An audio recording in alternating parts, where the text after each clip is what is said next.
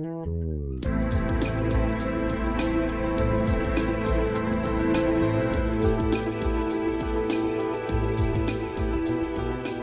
I'm Terrence McNally, and welcome to today's podcast. Have you heard or read any great stories lately? Better yet, have you told any? Jerome Bruner wrote that we exist in an interconnected web of stories. Our minds are hungry for them, and our minds also naturally generate them. Let's consider the most mundane of experiences. Someone is late meeting you. Do you create a story, or stories as you wait for them to show up? I hope they're all right. I hope nothing happened to them. Or the opposite. He's always late. Why is he so inconsiderate? Why doesn't he think about me? Or say you're the one that's running late. Do you tell yourself things like, she's going to judge me? Or are you already making up the story that you're going to tell her about the traffic or the last-minute phone call you had to take or the colleague who wouldn't stop talking as you tried to leave? Those are just some of the unending stream of stories that surround us. And then there are the larger, more significant stories, the stories we tell ourselves about who we are, about why our life works or doesn't, for example. And finally, there are the even larger shared stories that influence the larger society, stories of politics, religion, national culture, human nature. My guest today is JONAH SACHS, author of Winning the Story Wars, Why Those Who Tell and Live the Best Stories Will Rule the Future. He's also creative director at Free Range Studios, and on their homepage, you'll see this quote, "Great stories make great change possible. Your world-changing message deserves to be heard, really heard, but that only happens when you learn to tell a great story." My website, by the way, is either terrencemcnally.net or aworldthatjustmightwork.com, and on my homepage, you'll see this quote, "On the radio, I tell stories of a world that just might work. And as a consultant, I help you tell yours." As I've shared before, after time as a teacher, 2 decades in the entertainment industry, 15 years as a radio host, I now also work with nonprofits, foundations, public agencies, and businesses to help them tell better stories and build better narratives. JONAH's company, Free Range, is responsible for many wonderful campaigns, 2 of which, the Meatrix and The Story of Stuff, are among the most successful videos ever in terms of viral circulation to millions. Understanding the power of narrative and mastering the ability to develop and share interesting and memorable stories can make you more effective at nearly everything you do, at home or at work, with your family, or with the world at large. JONAH SACHS, co-founder and creative director of Free Range, has worked with hundreds of social brands and causes. His work on viral videos, as I said, like Meatrix and Story of Stuff, has brought key social issues to the attention of more than 60 million viewers. His interactive work has been honored with Best of Awards 3 times at the South by Southwest Interactive Festival. JONAH and his work have been featured in the New York Times, Washington Post, CNN, Fox News, Sundance Film Festival, NPR, The Colbert Report, Fast Company, which named him one of the 50 most influential social innovators. Here on Freeforum, we explore the lives and the work and the ideas of individuals that I suspect have pieces of the puzzle of a world that just might work. We look at new, innovative, and provocative approaches to business, environment, health, science, politics, media, culture, all based on the fact that I believe we can do better, and I want to find out how. Welcome, JONAH SACHS, to Pacifica and Freeforum. Thanks for having me. It's great to be here. I like listeners to get a feel for the people behind the work and the ideas that we talk about. So, JONAH, could you tell us a bit about your path to the work that you do today? And feel free to mention mentors, turning points, moments of decision. Sure. Well, when I was 22 years old and fresh out of college, I had this deep attraction to the advertising industry. I wasn't really sure what it was, but I loved the idea of the short form creativity to try to move people to action, and thought that somehow I was destined to be in advertising. And I started working my way towards that goal, first contacting a childhood friend of mine who I had been making movies with since I was 7 years old, and said, let's take a crack at getting into this industry of getting people to change the way they behave based on telling great stories. And we sort of started working our way towards that goal, and suddenly looked at each other after coming up with this, in 1999, this web-based way of getting people to do a treasure hunt to major corporate sites. We were working on this idea of getting people to go to these big corporate sites on a treasure hunt in a game through a story, and we said, why are we doing this? Why do we want to drive people to do things that we wouldn't even want to do ourselves? And if we're looking to give ourselves a megaphone to reach millions of people, why would we want to shout messages we don't really believe? And that was kind of our first aha moment, which was, wait a minute, there's got to be a way to do exactly what we love, which is using creativity to change actions, but to use it for social change. And the first question we asked is, well, why is that? If that's possible, why has it been so hard? And we looked and said, the reason is that before we lived in a sort of broadcast era where you had to be rich, you had to have power, you had to have control of these broadcast machines in order to be heard. Everyone else was just a consumer. But in 1999, the internet was, kind of just emerging as this tool where everybody could be a producer of content. So we had this thought that we could divert our careers and hopefully change the world in some way by using these new tools to make everybody a producer and a sharer of the kind of messages that they most cared about. So we founded this company, Free Range Studios, back then to experiment with ways that we could help nonprofits and social brands start to really reach out and get people to pass messages of passion rather than simply advertisements around. And early on, we had a couple of really big successes that we didn't expect. We were putting out all these fact-based communications as most nonprofits did, and we started deciding to make little stories, little 30-second, 1-minute animations way before the days of YouTube. And some of them we found we could kind of send out from our bedroom and reach hundreds of thousands, if not millions of people. In 2003, we made this spoof of the Matrix called the Meatrix about factory farming.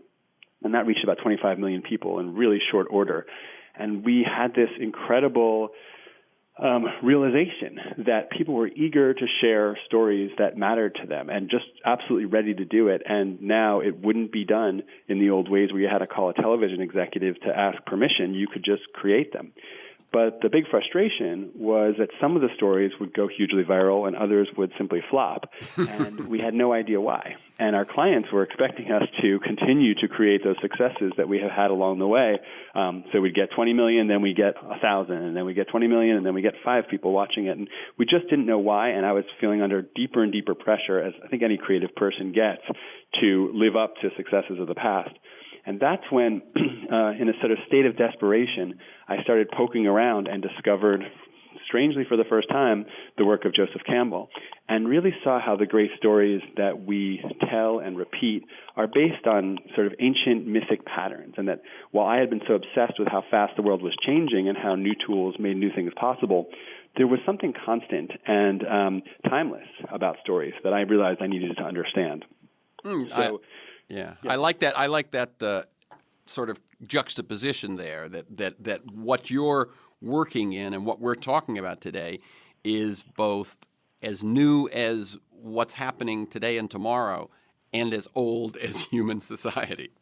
Yeah, that was that. And in my book, one of the first insights that I start with, I think the first thing that we need to realize as we head down the path to better storytelling, is that all of these crazy new tools that are connecting us through social networks, that are allowing us to create our own media, to comment on media, to pass it along, what it's really doing is returning us to the old way that people communicated, which is the oral tradition.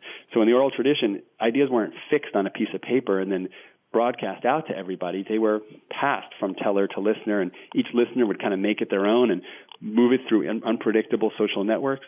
And that's what's happening now. Again, human beings were evolved to communicate that way, and somehow it took, all these incredible high-tech tools to bring us back to that old way of communication, which is the oral tradition. And in the oral tradition, stories absolutely dominated. So when you were in the time of making 30-second TV spots for television, you could just sort of create these announcements telling people what to do. But in the oral tradition, you actually have to tell stories if you want to be heard. So that's why I think so many people who want to be heard are talking again about the art of storytelling. Very good. You covered a lot of ground in your answer to the first question. As I said, that this is a very interesting thing that the old is new again and the new, has connected with the old. Why is that? Because the thing that seems so different, of course, is that in the old, in the oral tradition, it was one-to-one, one to the people around the campfire. If someone was really a big deal, maybe one to the whole tribe, And now it's one to millions. Well, the one to millions approach is really, in my mind, a little bit of the aberration. So the one to millions was what we had when you had somebody, wants to take a 30-second television spot out on Cheers, and you know that everybody's going to be tuning in on Thursday night, and you're going to have 40 million viewers on Cheers, and you just buy the spot. That's really the one to millions, because the people who are watching it see your ad for Pepsi, the Pepsi Challenge, and they have no choice but just to sort of consume it, let it pass. They can't comment on it. They can't push back against it. They can't make it their own. So that's the true one to millions, and that's really unnatural for human beings. We like to be participants in the stories that we hear and tell. What we have now is, yes, something like the Meatrix can reach 25 million people, but really it's the one. It's me creating it, but then it's sharing it with my evangelists and my friends and my social network. And then they take it and decide where to send it out to, what context within to push it, how to comment on it when it goes out. Sometimes they even mash it up and change it and make it their own and add new clips to it and put a new soundtrack on it. And that's what we're seeing with stories today, is that audiences participate in the spreading and creation of it, and they get a say along the way. So just like in the old days, these messages morph and change over time, and it's as important what we see said about it on Twitter as what the message is itself. That's the context that makes us understand it. So that's very much like what happened when a story like The Emperor's New Clothes moved from India to Scandinavia over the course of 1,000 years. The story remains the same, but the context in which it's told changes, and each person who holds it can make it their own along the way. That's what I think is so human, and that's what I think we're seeing with the Internet. We're all curators of these stories, and we all participate in them, and I think it's a very positive sign for humanity. You talk about a better world being possible. I think this is one of the key drivers of that. Mm-hmm. And I agree, and partly it's because if we use the metaphor or the view of the 1% and the 99%, the old broadcast, that was to some extent the 1% of people who controlled media were the ones who got to put messages out, Absolutely. and the 99% were receivers. Now the 99% are participant. Henry Jenkins calls it participatory culture. Exactly. I just wrote a blog post for Harvard Business Review yesterday, went up yesterday, about Danske Bank's Occupy ad that they put out. So this is I read it. Tell people about that, yeah. Yeah, so, here's what happened. The Danske Bank wanted to sort of appropriate a piece of 99% culture, which advertisers have always done. There's a new cultural movement, there's a new artistic movement, and then the advertiser says, hey, we can make that part of our brand. Now, in the old days, the people who were part of that movement might shake their fists and say, hey, that was our movement. You can't use that to advertise Coke. But everybody else watching it will just sort of shrug and say, hey, I guess Coke's aligned with that new artistic movement. And it really worked to build brands. But now, here's what happens. Danske Bank says, well, obviously there's a new zeitgeist out there. People are distrustful of banks. People think that banks are the problem. Let's take that imagery and use it to say we're part of the solution, even though there was really no substantiation or nothing they were going to do differently. They take that imagery, they put it in their ads, so you see a picture of a guy with a dollar bill over his face and it says Occupy on it, and say, there's a new normal, we have new standards. And in the old days, the Occupy people would be angry. Everybody else would say, hey, Danske Bank's got some new values. But now today, the Occupy people get to take to Twitter, get to draw people's attention to it, and show what Danske Bank's actually been doing, which is not in line with Occupy values. And the public gets to decide. And the public decided this was not a good use of Occupy imagery. And suddenly there's a wave of negative publicity. The bank has to, change the ad, retract it, say they're sorry, and it suddenly becomes an ad for exactly the exact opposite of what they were intending. So it's a lot less easy for advertisers to inappropriately appropriate culture than it was in the past. And again, I think that adds a new vitality to our culture that we can sort of only confer its use on people who really deserve, who are living the truth that they're putting out there. Right. As in your book, you start with a lot of the foundational things. The book is Winning the Story Wars by JONAH SACHS. Started a lot of foundational things, some of the stuff we've been talking about the power of story, about mythology, about the hero's journey, and so on. Towards the end, you go very much into this thing of you've got to live it, that authenticity becomes much more crucial than it ever did before. Yeah, Definitely. I think there's some really positive signs out there as more corporations want to use storytelling to be heard. This is a huge opportunity because stories are basically containers for values. You have on a story, you'll have the characters and the conflict and the setting, on the things you see on the surface. And those are all placed there for a specific reason. And that's to illustrate a moral of the story, a core truth about how the world works. And then one level below that are the values upon which that truth are based. And so that's how all stories have always worked. They're really ways that people spread values. So if corporations want to tell stories better, I argue, they have to be very clear on the values that they are basing those stories on. And those values, in order to get passed along by audiences, need to resonate with audiences. And in the oral tradition, stories that speak to our higher values, to not just our need for safety and security and status, but the stories that, as in the hero's journey, the stories that really move us, are stories that talk about community, or stories that talk about creativity or justice.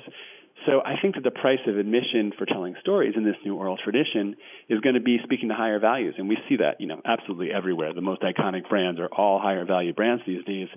And in this sort of more transparent world, if you're going to be speaking about values, you're going to find people out there who are going to be investigating whether or not you're really living those values. That's what we saw with the Danske Bank ad, and that's what we see, nearly constantly, almost every day. Are advertisers really taking a deeper look at themselves and saying, are we able to live up to these values we espouse? Because if we're not, we're going to get the exact opposite effect from our advertising. So I think that there can be, in this rush to tell stories, which I can say pretty clearly as I've traveled around speaking about storytelling, every company and brand out there is seeking better ways to tell stories. I think it gives them a new impetus to be values-based, and I think as the public, it gives us a new responsibility to make sure and hold them to their values so that we can work together to kind of create a more positive world. Very good. Let me ask you just one question that's been occurring to me as I was preparing for this, and this is not a big question. It's just a little one.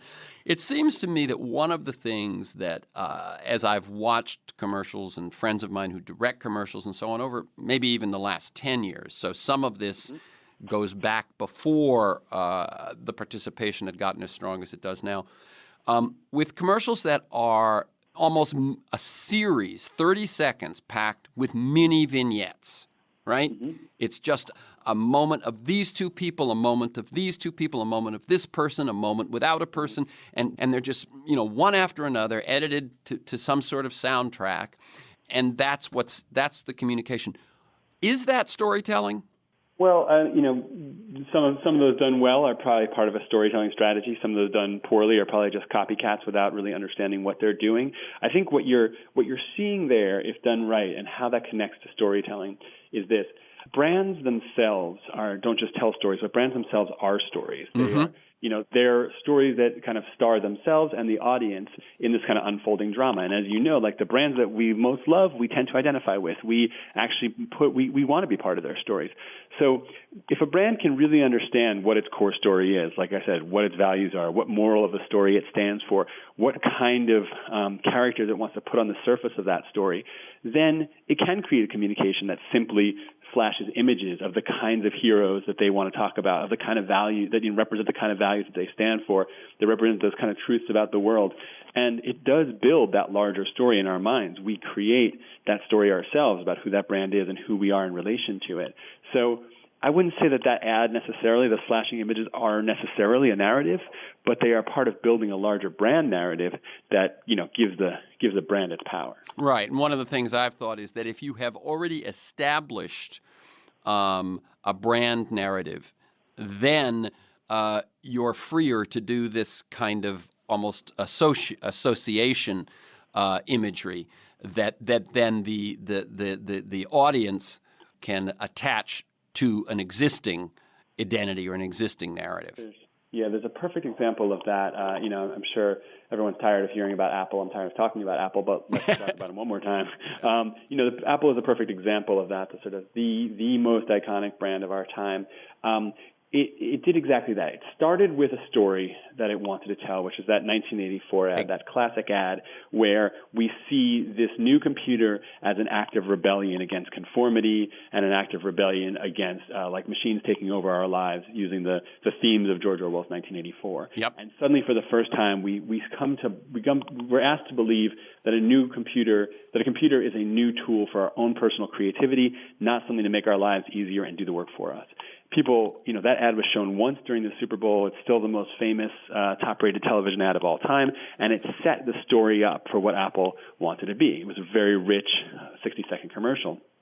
Then it was a full 10 years later that they were able to put out those Think Different ads, which just showed one picture and two words, Einstein and Gandhi and Amelia Earhart, and said Think Different. Those ads were incredibly simple, but they were part of the, understanding what that story was, which is that Apple is a rebellious brand, a rebellion against conformity. We understand what it means then to see a computer ad that's just a picture of a famous person who was a rebel and those two words. So once you establish that story and it starts to resonate, you can tell it, over Twitter. You can tell it That's right. in a few characters. You can tell it in two words. So that's what, that's what we need to be seeking to do as communicators, is understand what our core story is and not just put out a bunch of unconnected communications. Some of the stuff that I've learned the hard way is for some of our clients who really just wanted to go viral at all costs, we came up with some wacky ideas that were pretty funny and pretty out of left field. They approved them because they wanted to go viral. Suddenly they're getting tens of millions of views, and then they step back and ask themselves, wait a minute, is this really in line with who we are? And it can be pretty uncomfortable when you're getting 100,000 views a day to suddenly wonder if you're building brand value or just going viral. And so that's why I think everyone needs to step back and say, wait a minute, what do we stand for? What is our core story before they try to, just reach the world? Right. I'm going to jump to this because of what we were just talking about. It's sort of later in the conversation, but one of the examples that you point out is the Pepsi Refresh experience, right? Which looks like a fully developed, it doesn't look like something where you just put an image up. It was fully developed, and I'll let you explain what it is, but it didn't have the desired effect, did it? No, I mean, that was a fascinating example of, doing almost everything right, but not quite understanding what you're doing in terms of storytelling. So Pepsi, had this idea. Their new campaign was about refreshing everything, and they thought that was the tagline. And they thought, well, this would be great to connect this to social change. Why don't we refresh the world and not just refresh people's thirst or their bodies? So they decided to put together this campaign in which nonprofits would put up ideas and then get grants based on people's votes. So you would, as a nonprofit, you'd put up an idea and then you'd reach out to your supporters, and then those supporters would all vote for your idea, and then you get, up to $100,000 or whatever it was. It's a great social media strategy because now you have all these different organizations reaching out to their passionate evangelists who have a real reason to keep spreading it because they want to see their organizations get the grants. You're pointing to higher values. You're telling a story about a virtuous brand. And, it really worked in that it was the most successful social media campaign of all time. I don't remember exactly, but something like 85 million votes came in. So a lot of positive halo effect.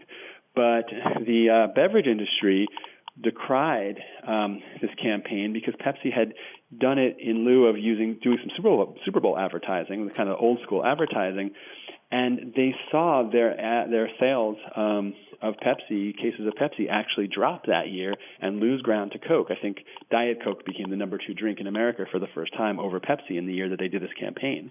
So in looking at why that was, that they had the most successful social media campaign of all time, but also were losing sales, it came out that the millions of people who were participating in this campaign, who were aware of social issues, were also aware of the problems with drinking soda. And so you had a very intelligent group of people who were very concerned about the world and also concerned about their own health. And they were not likely to be persuadable by Pepsi to use their product. And that's where there was a real mismatch between the audience and the brand. And yeah, they were happy to take their money, but they weren't going to be willing to buy their product. I think even one of the big grant recipients ran a homeless shelter, and he said, I love getting the money, but there's no way I'm going to serve Pepsi to my clients here. So in the end, I think it's important that who you are and what you stand for is aligned with the story that you tell. Not everybody gets to just simply jump in and tell a better story and reap the rewards. But what's interesting in reflecting on that story is that if there are people at Pepsi that actually, I'm being almost facetious, that actually had the values they were that they were putting forward in the Refresh Pepsi ad, that maybe the benefit of the positive association meant something to them. But I suppose sales is ultimately why you pay for advertising. I'm talking with JONAH Sachs, creative director at Free Range. And is it still Free Range Studios, or is it just Free Range now? Officially Free Range Studios. Oh, it's still Free Range Studios. Okay. Creative director at Free Range Studios and author of Winning the Story Wars, Why Those Who Tell and Live the Best Stories Will Rule the Future. And you can learn more at freerange.com. Let me ask you just a little bit about the title. Why Winning the Story Wars? And that seems like such an aggressive, an aggressive image. And then in the subtitle, you don't just say why those who tell the best stories. You say live the best stories will rule the future. A little bit about the thinking that went into that, because obviously someone who does what you do thinks a lot about what they label their book. Sure. I wanted to create not just another business book that gives you, 10 tips towards better communication. I wanted to kind of create a story itself. And so the book is illustrated and full of kind of fun visualizations of what this world looks like. And, great stories are often based on big conflict. The conflict between good and evil, the conflict between, one force pushing for one world and one force pushing in another. And I really do believe, while I would never want to be a military recruiter or actually ask anyone to engage in violence, I do believe that there is a battle going on out there to create the future, and that there are some very big ideas that are being batted around and gasping for air and trying to be heard about, what the future of sustainability is going to be, what the future of our culture is going to be, and they're very much in contrast with some of the values of the past that I believe are no longer working. And so I think that there is a battle for kind of control of the stories that will create our society, and I think the drama of the idea of story wars, to me, just in fact, it was the title that for when it first came up, that we're working with my editor, really sold me on doing the book. I didn't want to write a book about 20 ways to be a better communicator. I wanted to write a book that would feel epic in scale.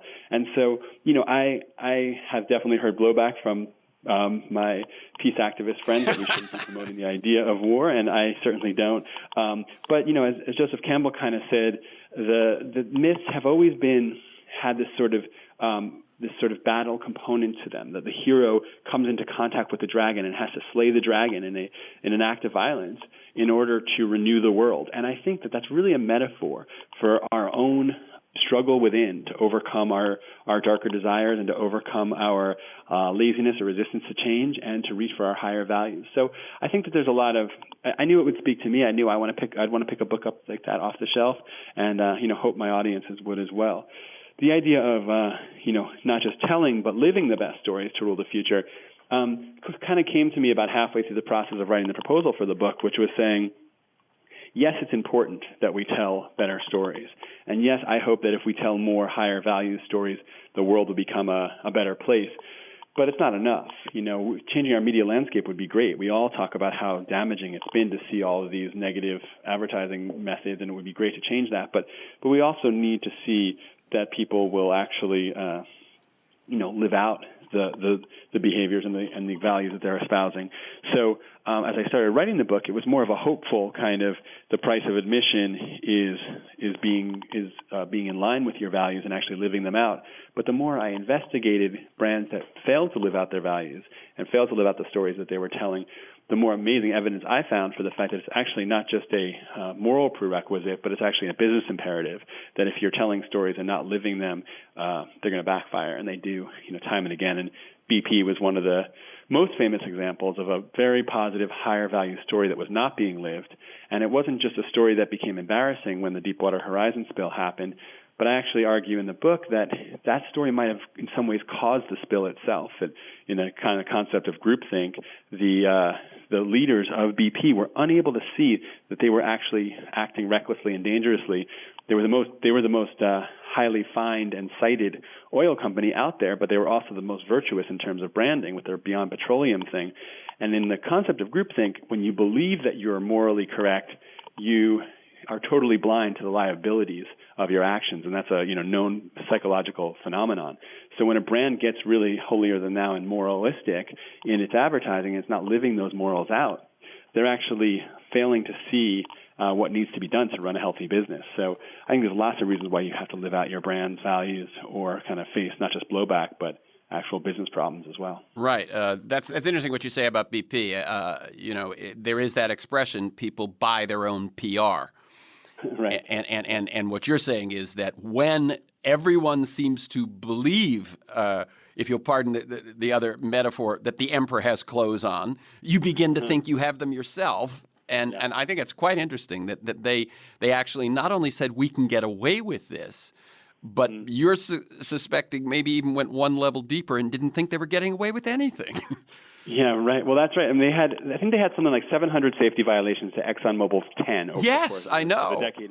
And when it happened, Gordon Hayward, the CEO, said in privacy, it was reported, but he said it in privacy with his staff. He said, well, what did we do to deserve this? He was shocked. And, that number is staring you right in the face. But they didn't see that number, and they couldn't internalize that number because they thought they were the good guys. And So I was amazed. I always wondered about that quote, and I wanted to investigate it further. How could they ask that question? And then that's when I discovered these properties of groupthink that do make this happen. Yeah. Let me ask you a few things about the use of story, because as we know, your purpose now and your clients now are often causes, often organizations, that sort of thing. Is it possible, do you think, to speak of not just story in what you put out to the public, but actually developing a story culture within your organization?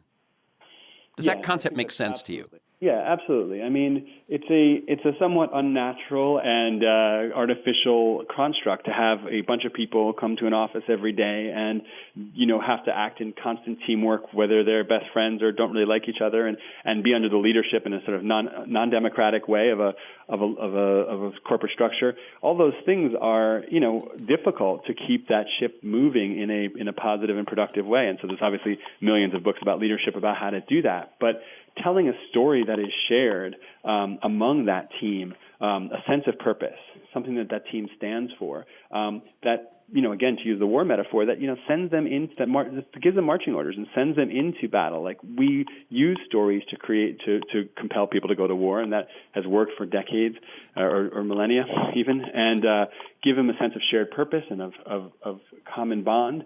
And we can use that in a much more productive way to kind of create a common culture that makes us, care about helping our fellow worker and care about making the purpose of the company move forward, and not just see more profits for management, but to actually get us all bound together in a common purpose. And it creates a sort of social compact between the leaders of the organization and everybody else that, here are the values we stand for, and here's how we're going to work to live them out. I talk a lot in the book about how once you understand what your values are, it can be a powerful focusing agent for how you work internally and work together.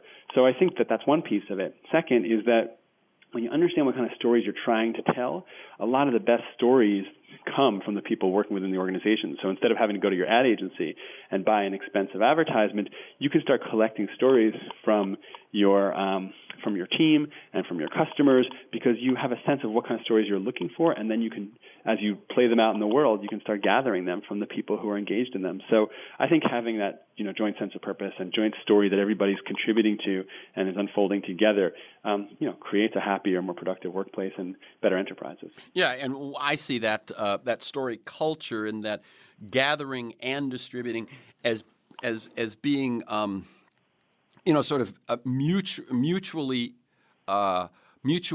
feeding loop. As you tell people we care about stories, they begin noticing them, then they begin influencing, and it all sort of feeds itself.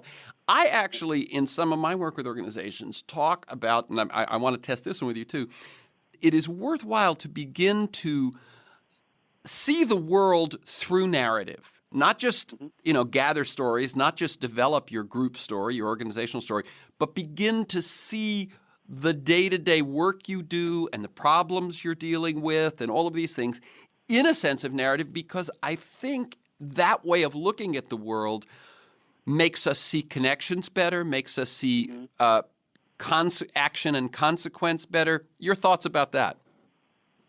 Yeah, absolutely. Stories were developed by human beings to make sense of all the flood of data that is the world. And if you look from a kind of biological perspective, it's actually quite amazing that we can sort through the thousands of points of input that are coming at us at all times. And we use stories when things are sufficiently complex and we can't sort out what's the meaning behind them. We use stories to assign meaning to it. So I often think about human beings looking up at the sky, and from the earliest days of our development as a species, we look up at the sky and we want to know what's happening up there, and we create these incredibly rich stories to provide meaning to these points of light that are up there. But in doing that, it's not just kind of idle fun. We come to understand the cosmos in ways that are both metaphoric, but also actually, incredibly advanced in terms of how to understand the use of stars for navigation and for agriculture. And so it helps us make sense of our world in ways that can lead to better and smarter actions, even when they're not literally true in a scientific way. So I think that we see, when seeing our lives as a story and seeing the day-to-day interactions that we have as a story, and consciously doing that, like you say, that can really empower us to give us a sense of purpose and a sense of meaning and a sense of a way to prioritize, because it helps us clarify our values. It helps us share our values with those around us when we see things in terms of narrative. I have a 4-year-old daughter, and we tell stories every single day, and I'm very aware that the stories I tell her and the outcomes of those stories are teaching her how to behave in the world. So, as we learn to record and encapsulate our lives as somewhat as stories, it helps us sort of turn them from sort of senseless chain of events, which, perhaps they are, but we can apply meaning to them through storytelling, and that's what makes life worth living in a lot of ways. Right. When you are seeing in narrative and speaking in narrative, I think it gives you a better position from which to frame the conversations that you're having. And for a lot of people, framing comes up mostly in terms of politics, how the Republicans frame something, how the Democrats, how the Tea Party, how the Occupy, and so on. But I think framing is something which goes on all the time. But it's my sense that it just comes naturally to you or your team to see narratives and speak that way. You're a step ahead already in terms of that framing war, if you will. Absolutely. Well, here's a story I like to tell, and one that I learned in asking great leaders about how they use storytelling. And I asked Phil Jackson, the legendary coach of the Lakers, how do you use stories to lead to your success? And he's a real storyteller. And he told this really interesting and amazing story about what he did with the Chicago Bulls. And when they were sort of unable to beat the Pistons year after year after year, and the reason for it, he could see the reason for it, which was that the Pistons were dirty players. They made the Bulls angry, and the Bulls had sort of superior skills, but every time the Pistons would knock them to the floor, they'd lose their cool and try to somehow get revenge, and that would totally throw them off their game, and they'd lose year after year after year. And they, as a result, could never win the NBA championship. Right. Let me just jump in. In other words, as soon as you do that, you're playing the Pistons game, and that's what they're better at. And that's exactly what their strategy was. So Jackson knew what needed to be done. He knew that the players needed to stop responding, but he decided to tell a story. And he told a story that was very close to his heart about the Lakota Sioux, who's a tribe near where he grew up in North Dakota that he had become a blood brother of. And their warrior stories were that before they would go into battle, they would thank the Great Spirit for bringing their enemies to them because their enemies made them better warriors. Mm-hmm. And they were so grateful for that ability to. They would never be great warriors without these enemies. They, in fact, loved their enemies because it drove them to be better.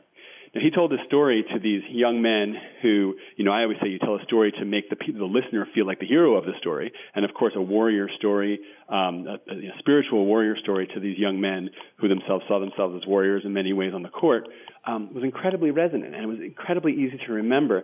And it became it made sense. Anyone who hears that story, it says, hey, it's self-evidently true in a way I've never thought of before, which great stories always do.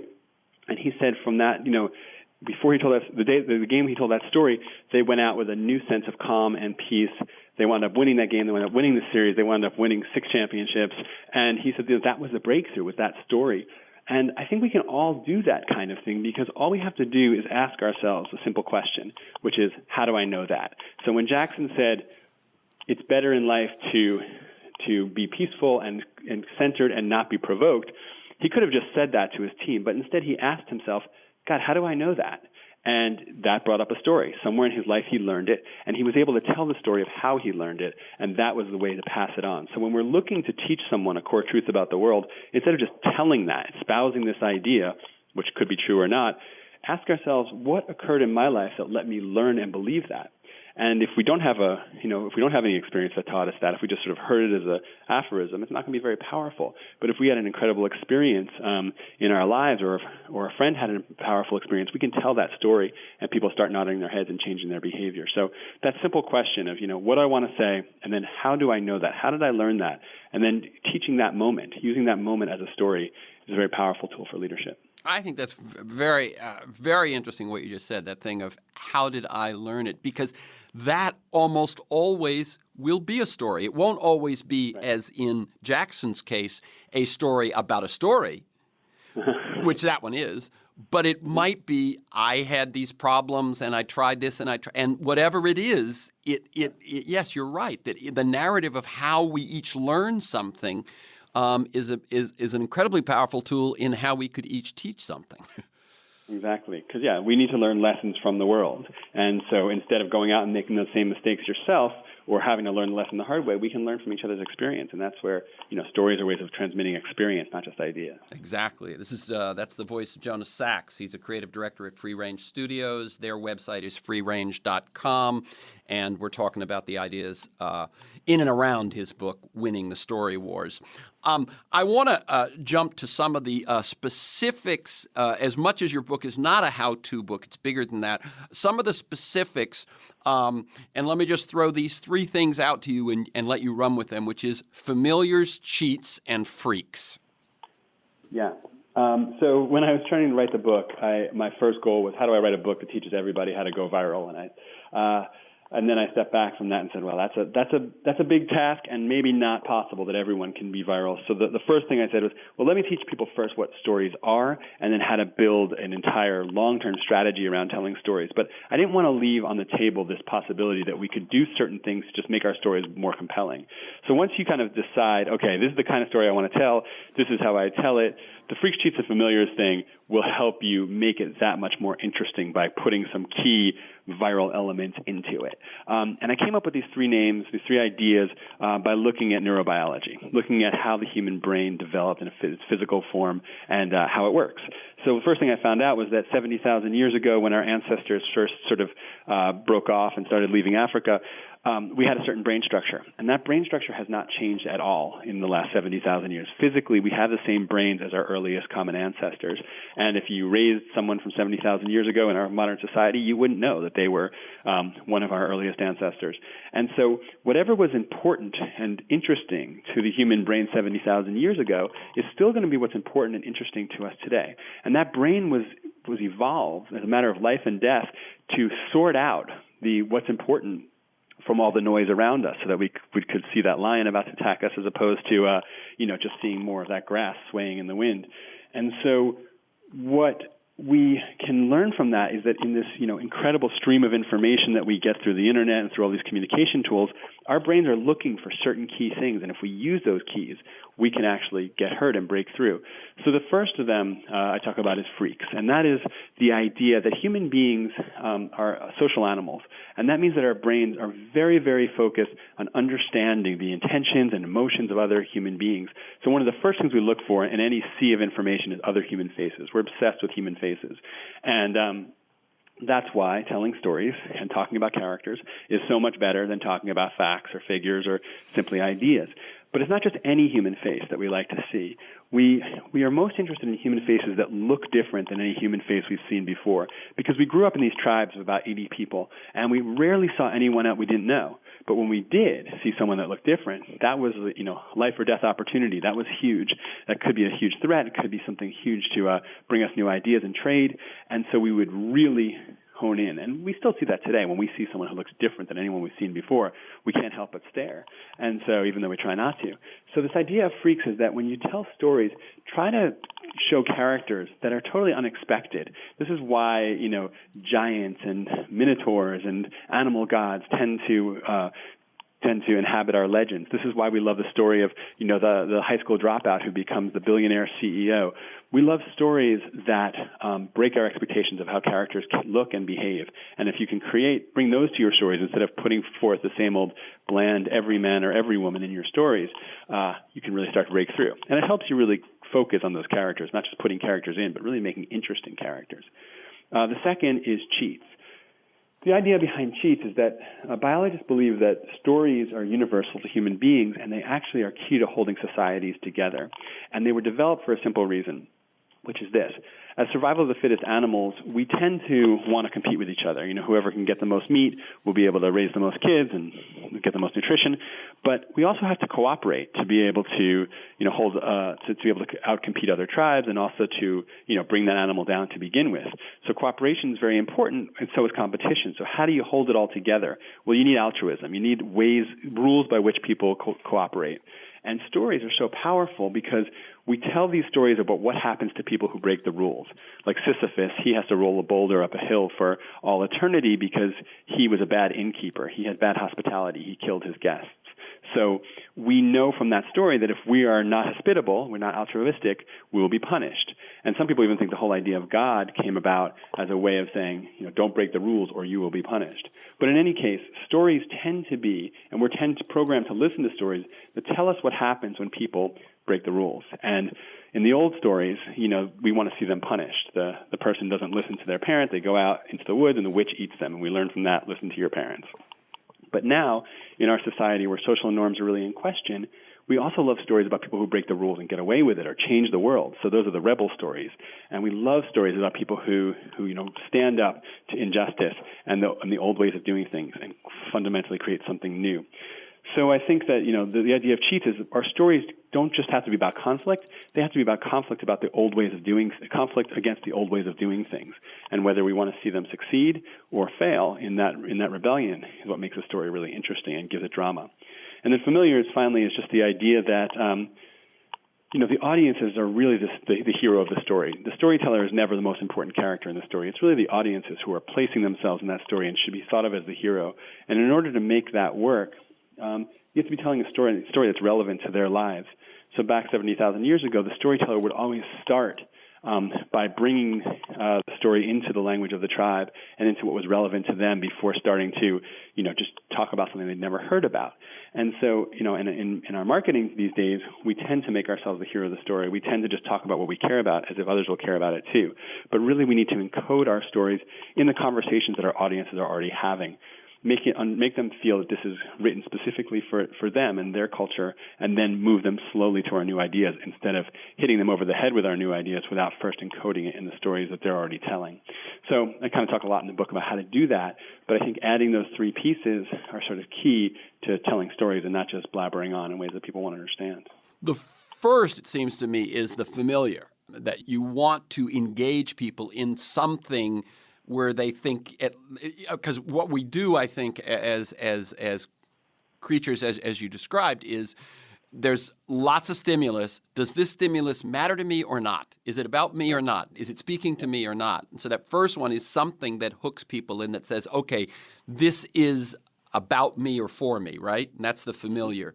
And then what you're saying is to make it not just that you'll look at it for a second, but that you'll actually care about it, remember it, repeat it, all those sorts of things. That's where it's familiar, but it's remarkable. And that's where the cheats and the freaks come in, right? Freaks is something that stands out, and cheats is something which breaks the rules. That's a great summary. Yep. Fair enough. Okay. Another very quickly, if you will, you point out one thing that's interesting is you go back and you look at the history of marketing, because this is about marketing, whether it's a product, a business, a cause, an idea, whatever, and you go back and you look at John Powers. And first of all, I'm just going to quote his key advice because it's still so true: be interesting, tell the truth, and live the truth. And it seems like that just informs your whole book. But the other thing that I'd like you to speak just briefly about, because we've only got about 6 minutes left, and I want to ask one other bigger question after you finish this, is the deadly sins of marketing. So we've said familiars, cheats, and freaks are positive things to look for and use. The deadly sins are vanity, insincerity, puffery, and gimmickry. What's he saying there? Well, those are not John Powers; those are mine. But the idea of those is that the broadcast era basically just made us lazy. It gave us tools to communicate, and we didn't really have to tell stories anymore. So we started communicating in these ways, creating this marketing language that frankly just is not good storytelling. And so things like vanity, I touched on it before a little bit, is we talk about ourselves thinking that we're so important when really we need to be talking about our audiences. Insincerity is the idea that we can just sort of disguise kind of like a wolf in sheep's clothing. We can speak to our audiences as if we're one of them when we're really not. And that's kind of the Pepsi case. So not really looking at who we are, but really just thinking about who our audiences are and just trying to speak their language when it's not authentic to us. Puffery is, speaking in the voice of God, which, go out and buy a Cadillac. There's never been a better time. That was something that worked on a radio advertisement. It doesn't work in the viral era. So before we can even start becoming better storytellers, I think we need to confront that marketing language of the past that we've all grown up with, we all reflexively use. And by naming it, we can kind of check ourselves and not have to use them. And I actually, talk about 5 of the deadly sins in the book that we can start, resisting right away. Okay, finally, let me just ask you this, JONAH Sachs of Free Range Studios. And as I said, you can learn lots more. Their website has newly been redesigned, and their whole image of what they're representing has been redesigned, and that's all at freerange.com. And the book is Winning the Story Wars. If I'm an organization or a cause and I get lucky enough to sit next to you on an airplane or something, and I say, what do I do? Where do I start? What are the 2 or 3 things, and this is what I'm putting out there for listeners who have things they want to advance, what are the 2 or 3 things I should ask myself first if I want to begin to move in this direction? I think first you should ask yourself, what is it about what you're saying, that what you stand for, that you're having so much trouble communicating or being heard on? What are the things that are standing in the way of truly being heard? And asking yourself, what, given that 30 seconds to speak to people and given 30 seconds to actually whisper in their ear to your prime target audience, do you have something that's going to move them, or simply is it something that moves you? And I think if you are struggling to connect with people on that sort of emotional heart level, struggling to be heard beyond your own voice, that you can directly communicate with people, it's a very powerful tool to learn how to sort of start building your message around story. And it's, it may be time to start looking into how to tell better stories. And the reason that I wrote the book is, I didn't want people to have to go through the, expensive process of working with us to learn some of the, go on this journey of becoming a storyteller. I wanted people to be able to do it for, minimal to very little investment. I'm just, and I think that the book, in my mind, and my hope for it, is that it's a bit of a spiritual journey and not just a practical journey. Becoming a storyteller is a kind of a key human endeavor, and it's always been a incredibly rich and powerful experience for human beings to go down. It's a sort of a hero's journey in itself. And so, I think for anyone who wants to be heard and anyone who wants to engage with a kind of fundamentally but somewhat lost human activity, it's worth pursuing storytelling. Okay, this would probably be the final question. In terms of how to become a better storyteller, I actually emphasize to people the crucial role of listening to others and to ourselves. And I believe that we need to be present so that our hearts are engaged, so that our story is alive, and that a story isn't something that I sit by myself and formulate and perfect and then throw out there. That, in fact, there's something in the nature of story and narrative that has to do with this process of sharing. And this would be the final question. Your thoughts about that? I think that's absolutely right. I think that there's so much to listen to in terms of inspiration. I think we can listen to the great tales of the past. We can listen to the stories that moved us when we were children. We can listen to the stories of wise people we know in our lives to draw inspiration for our own stories. And then once we start telling our stories, now we have all these amazing tools to listen to how they're being received. So we can listen to what our audiences think. We can listen to the comments that they give us back. We can listen to how it's being used out in the world in ways that we never could before. So really the actual creation and dissemination of a story is only the midpoint. It should start with that deep listening to the past and to the inputs around us and to our audiences. And then, it should end, or the back half of the cycle is really listening to how it's being received. And that's just an inherently more respectful way of interacting than standing up on a soapbox and yelling the same message again and again. Right. That really, this whole thing that's happening nowadays around story and narrative is in some sense at a deeper level really about dialogue and conversation, isn't it? Yep. Yeah. Okay, so again, the book is Winning the Story Wars, Why Those Who Tell and Live the Best Stories Will Rule the Future, and the website to learn more is freerange.com. You can listen to this week's conversation and many others anytime during the week by linking to the podcast. You can sign up to have it delivered to you weekly. You can do both of those things at either iTunes or at my site, TerenceMcNally.net, TerenceMcNally, TerenceMcNally.net, or aworldthatjustmightwork.com. They're the same website. And if you want to receive a weekly email announcement that tells you who's going to be on, what we're going to talk about, and 2 or 3 articles about the issues, you can sign up at my site, or you can email me at TEMcNally, TEMCNALLY @mac.com. Thank you to Jonah Sachs. Keep up the good work. Thank you so much for having me.